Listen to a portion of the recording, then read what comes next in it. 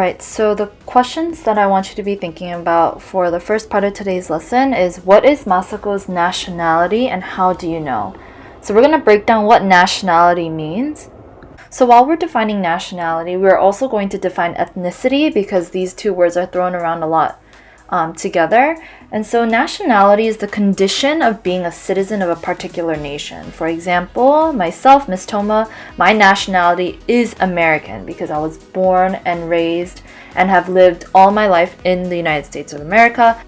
Ethnicity, on the other hand, is your heritage, your ancestry, and culture.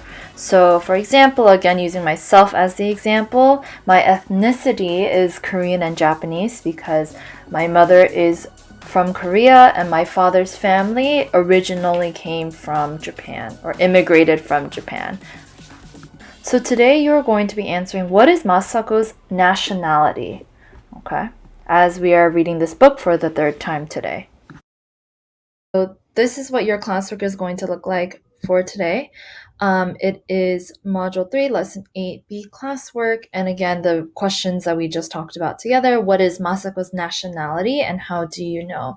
So here you see on this T-chart, Masako is Japanese on the left and Masako is American on the right. And so what I want you to do is I want you to find evidence from the text. So I did want to give you an example of how you can fill out this graphic organizer. So for Masako is Japanese, we can say that Masako's parents used her Japanese name. So that is evidence from our text that shows us that Masako's nationality is Japanese. However, Masako's nationality is American. Some may say that will be your exit ticket to tell me what you think her nationality is. All right. But an evidence from the text can be Masako was born in California, just like your fellow teacher, Miss Toma. Yeah, please continue this chart. If you are printing this at home, what you can do is you can press enter on your keyboard here so you can make the text box bigger.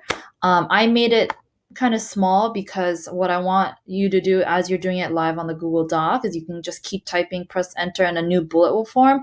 But if you are printing this out, please, if you need more room to write more, which is great, please press enter on your keyboard and it'll just create more space on the chart like you see here, like that. Okay? But for the rest of us that are doing it on a tablet or a laptop at home, just type away. Okay?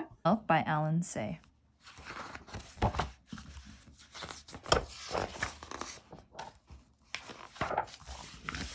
From the window in her room, the girl could see the city of San Francisco. She imagined that it was a city of many palaces. And one day her father would take her there, he had promised, riding on a paddle steamer across the shining bay. Her parents called her Ma-chan, which was short for Masako, and spoke to her in Japanese. Everyone else called her Mei and talked with her in English. At home, she had rice and miso soup and plain green tea for breakfast. At her friends' houses, she ate pancakes and muffins and drank tea with milk and sugar.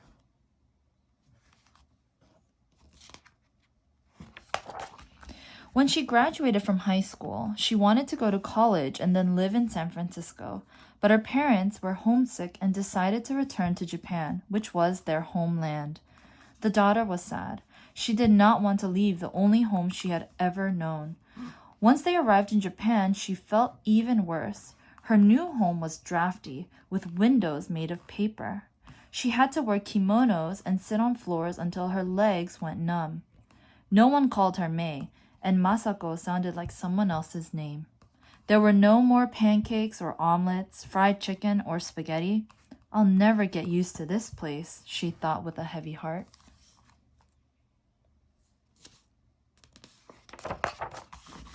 Worst of all, Masako had to attend high school all over again. To learn her own language, her mother said. She could not make friends with any of the other students. They called her gaijin and laughed at her. Gaijin means foreigner.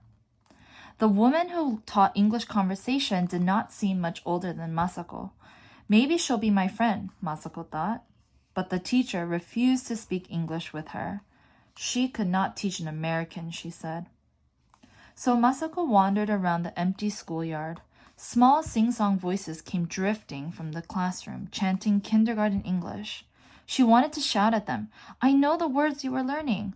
Why won't you speak to me?"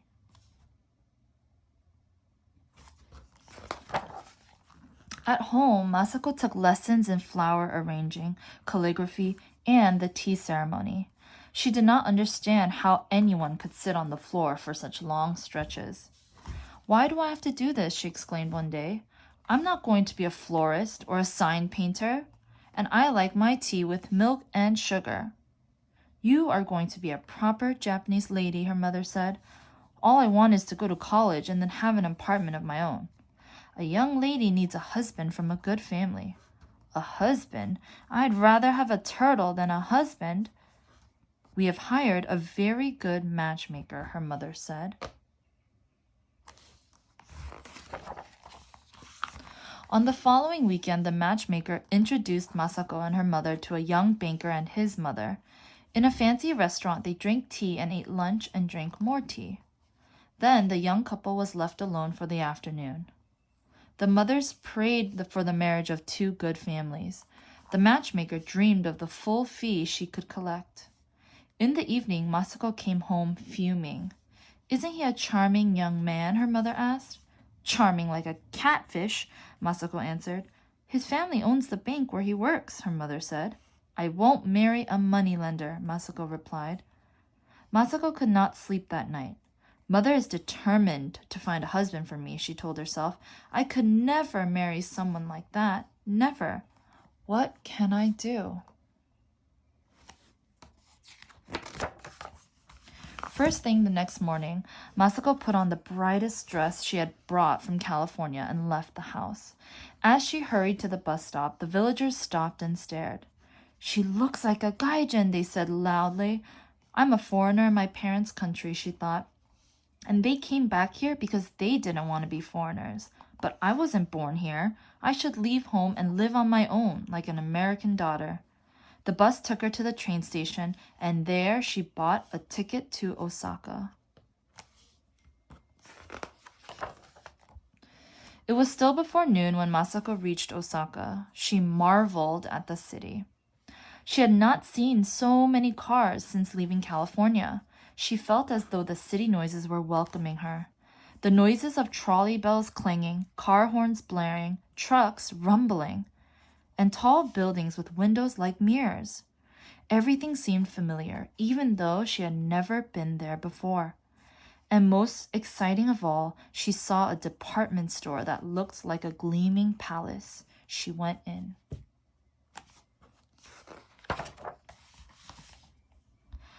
Once she was inside, it was Masako who stared. There were beautiful things to buy. There were restaurants and cafes and salons, even a theater. Am I really in Japan? She wondered. She walked aimlessly, whispering to herself, maybe I should. Her heart beat faster and faster. She felt dizzy and confused. Finally, she went up to the office and asked if there were job openings. A clerk handed her an application form. As Masako filled it out, she thanked her mother for making her attend the Japanese high school for the calligraphy lessons. In the evening, she sent a telegram to her parents.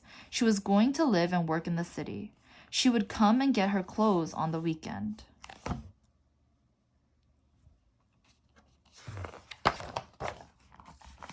The next morning, Masako returned to the department store office. No one had read her application yet, the clerk said. Masako asked to see the manager. She was very insistent.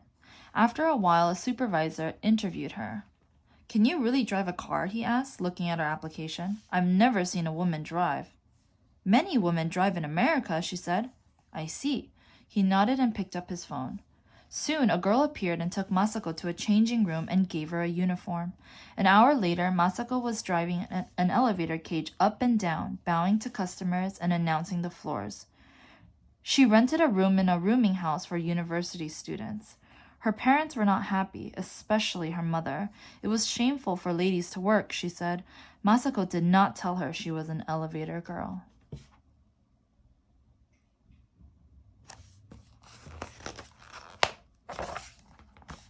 It was not long before Masako became bored with her job.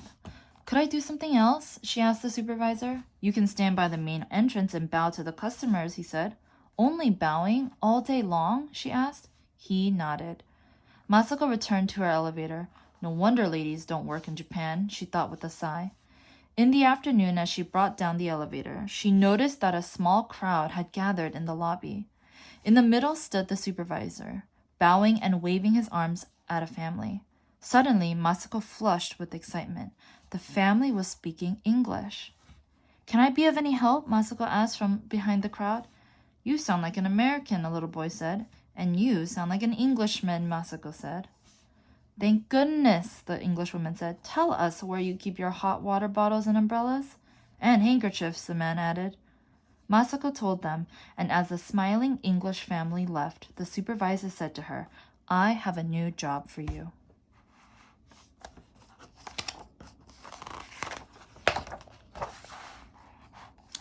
Masako became the store's guide for foreign businessmen. She had to wear a kimono for the job. How funny, she thought, that she had to look like a Japanese lady to speak English. The odd thing was that the kimono did not seem so uncomfortable now.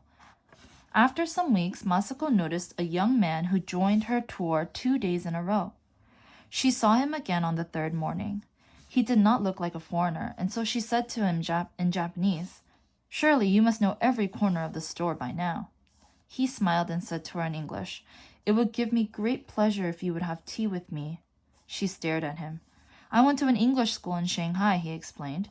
They called me Joseph. Won't you have tea with me? I would enjoy that very much, she said in her very best English, and bowed as a proper Japanese lady should.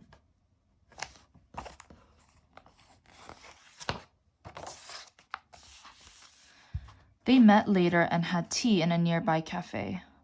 Well, Miss Moriwaki, Joseph said, looking at Masako's business card. I'd like it if you'd call me May, she said. Did you always drink tea with milk and sugar? It's how we used to have it at school, with crumpets, he said. So what brings you to the store 3 mornings running?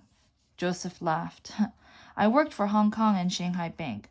I was transferred here 6 months ago, and I haven't had a real conversation since. Then I heard you speaking English at the store the other day. What a patient man you are, she said, laughing, and I'm glad you came back. This is the first real conversation I've had in a whole year.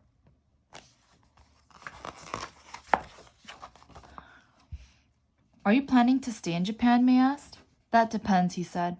If you have certain things, I think one place is as good as any other. What sort of things? Oh, a home, work you enjoy, food you like, good conversation. How about you? Would you like to go back to America? I think so, someday, she said. I wouldn't have to be such a proper young lady there. I could get a job or drive a car and nobody would think anything of it. And that was the beginning of their friendship. They often met after work and on weekends. One night in the late fall, they had dinner at a restaurant they liked. After a while, May noticed that she was doing all the talking and Joseph was not eating his food. Are you all right? She asked. Joseph nodded but said nothing. As they left the restaurant, May said, Tell me what's wrong. They are transferring me, Joseph said. What? They are sending me to another office. Where? Yokohama. No.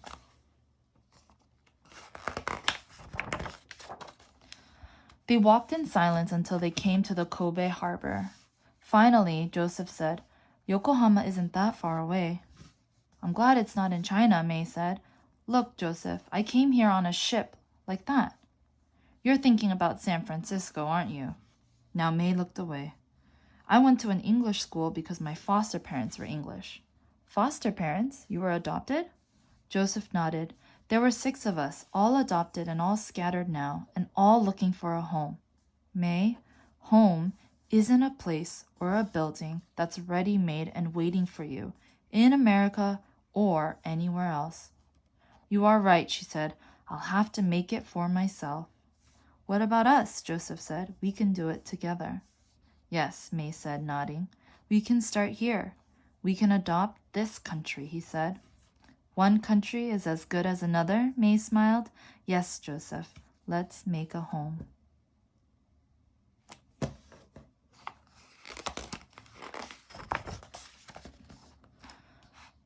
So they were married in Yokohama and made a home there. I was their first child. My father called my mother May, but to everyone else, she was Masako. At home, they spoke English to each other and Japanese to me. Sometimes my mother wore a kimono, but she never got used to sitting on the floor for very long. All this happened a long time ago, but even today, I always drink my tea with milk and sugar. All right, so this is the second part of your classwork today. It is compare and contrast writing practice. I'm going to read the directions out loud. Please make sure you're following along on the screen as I'm reading out loud. Examine the illustrations on pages 5 and 7 in Tea with Milk by Alan Say. The illustration on page 5 shows May in San Francisco. The illustration on page 7 shows Masako or May in Japan. How are these two illustrations similar and how are they different? Use at least 2 linking words and phrases in each paragraph. So what I did is I cut out the illustration from page 5 showing Masako or May in San Francisco. And then also here you see page 7, the illustration on page 7 of Masako in Japan. Okay, and so I want you to, again, look at the 2 pictures. If you want to use the PDF that's going to be on Google Classroom, you can use that as well, the book, or you can just look at the 2 illustrations that I cut out for you on this document. So I want you to see, what do you notice is similar and what do you notice is different? Okay,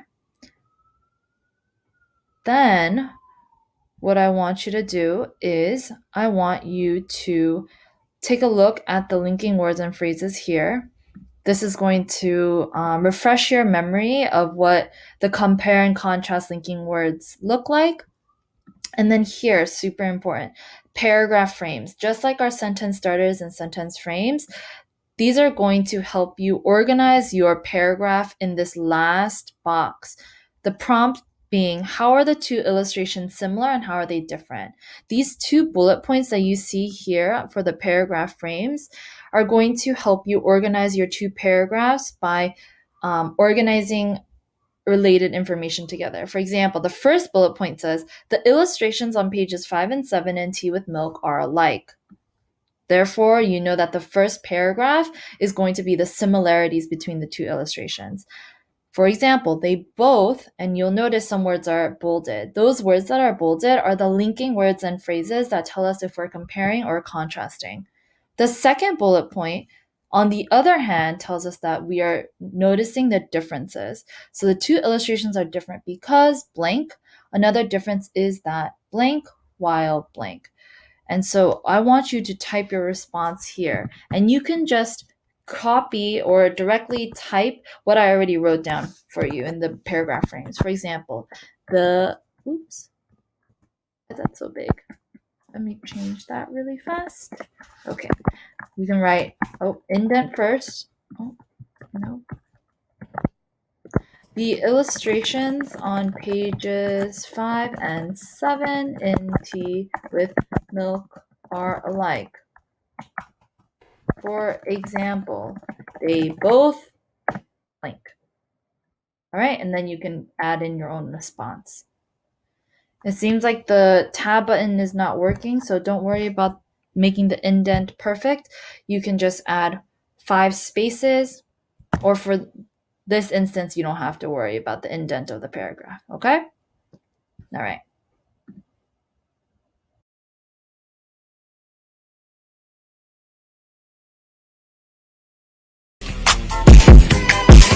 Touch this.